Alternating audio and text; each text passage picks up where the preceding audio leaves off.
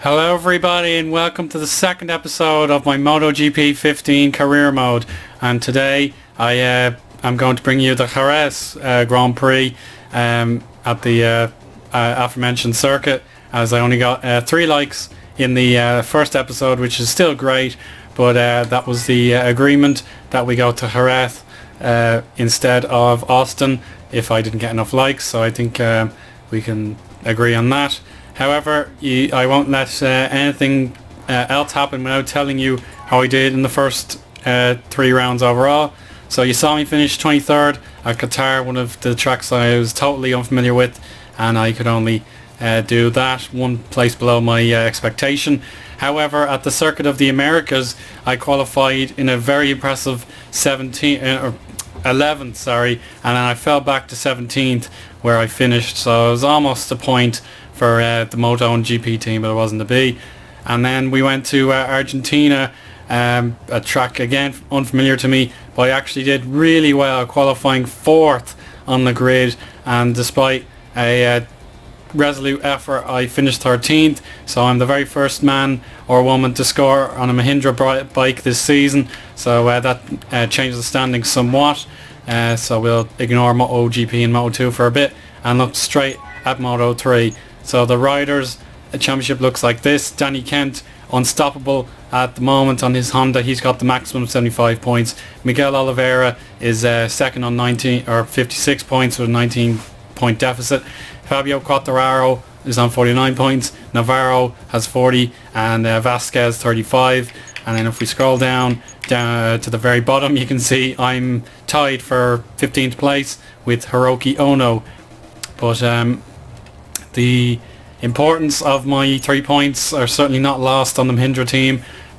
We have 3 points now, 72 back on Honda. KTM's best finishers have acquired 56 points and Husqvarna are on 27 points. So it's an evenly fought championship between the midfielders anyway, but Danny Kent, as I said, is the man to beat.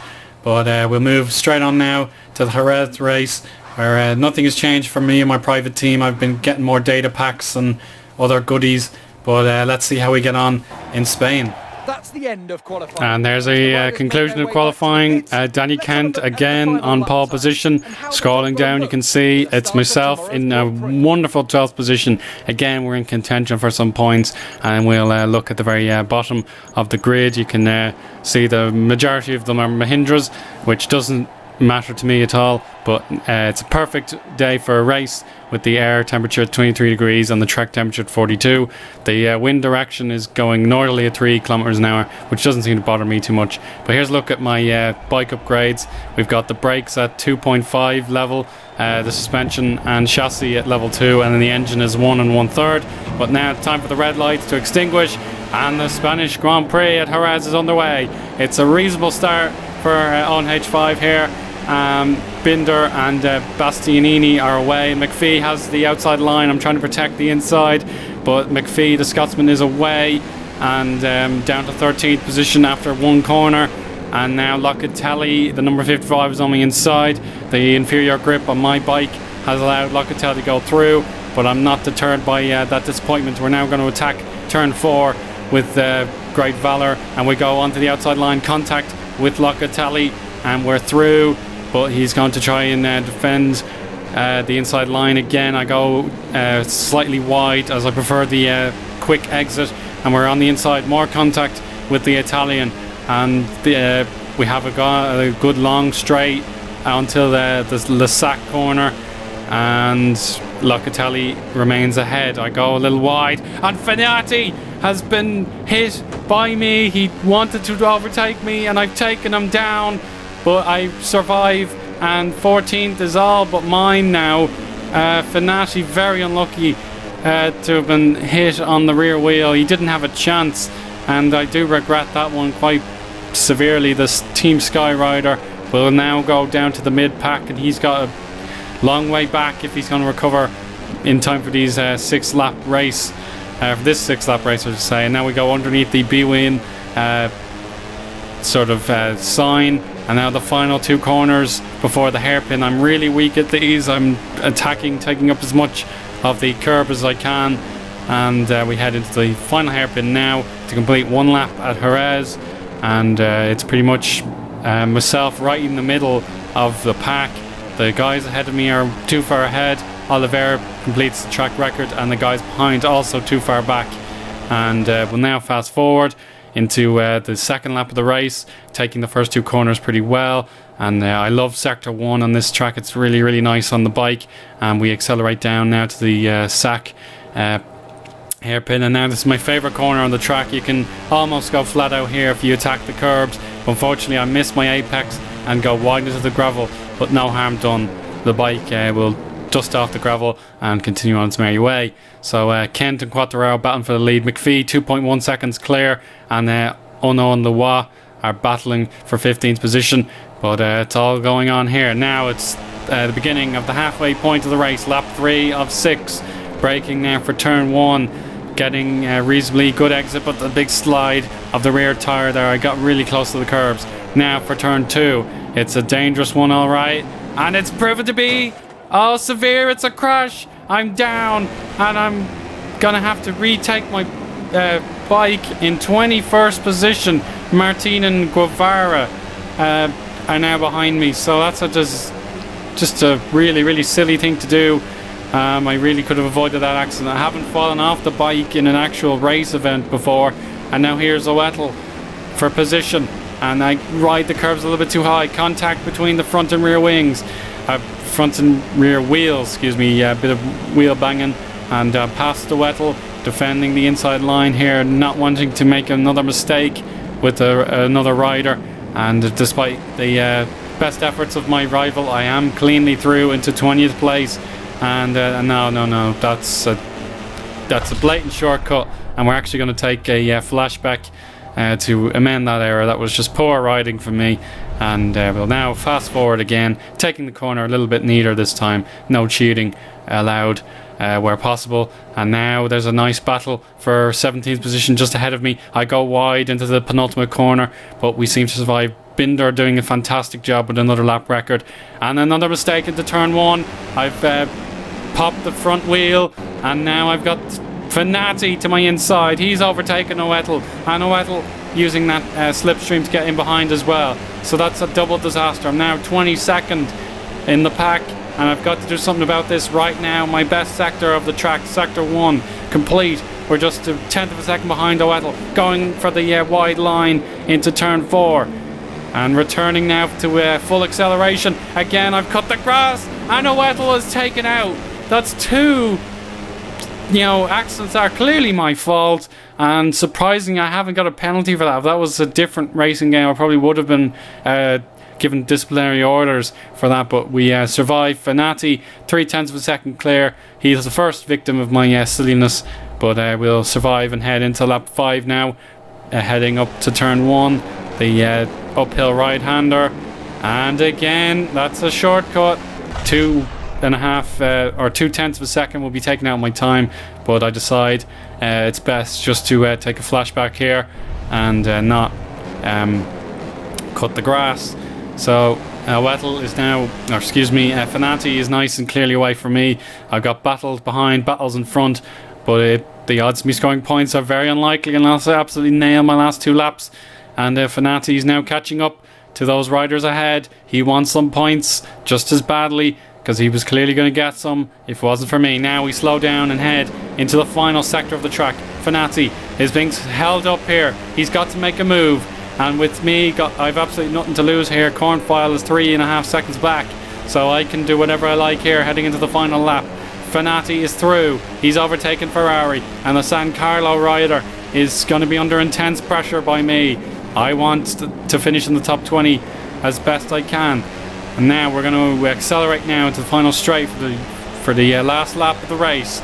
It's going to be Danny Kent and Quattararo for the win. But down in the middle pack, I want 20th position.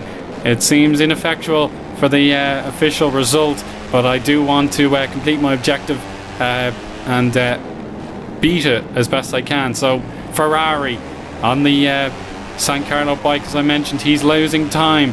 Fanati is now well away. He's entering a 3-way battle for position, and you can see I've got really good grip into turn 3, giving him another scare. I brake now for turn 4 much later than Ferrari, and that's a clean move. I've nailed that corner. We'll now proceed into the final back straight here. It's much longer than the front straight, but in terms of catching up to these riders ahead of me, it's going to be a long shot. Fanati to the inside, and that's the corner which caused him grief, but he's overtaken 2 riders in one, Migno and Ajo. He's overtaken them, no problem at all. And now I'm wide into my favourite corner there. That's turn 7, I believe. And now it's a last gasp chance. This is my worst sector coming up. I've got to get this corner right to stand any chance. Here we go. Can I do it? No, it doesn't look to be any better than Ajo, but maybe, just maybe. Here we go, accelerating out into the final sector. I have caught Ajo.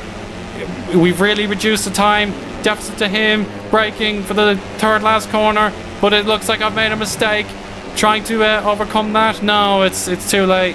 I have failed in those last few corners, and we'll just keep our bike steady. The terroir is severe in these reduced races, and we've done our very best to finish in 20th position, but I am very disappointed in some of my behaviour with the other riders. It was out of order, and we'll just have to shake our head and apologise at the end of the race. You can't really get away with those kind of moves too often, but it did seem like I did. Danny Kent wins again ahead of Quartararo and Oliveira on the podium. Brad Binder was superb, hats off to him, and Livio Lois gets the final point, so it's his first of the season.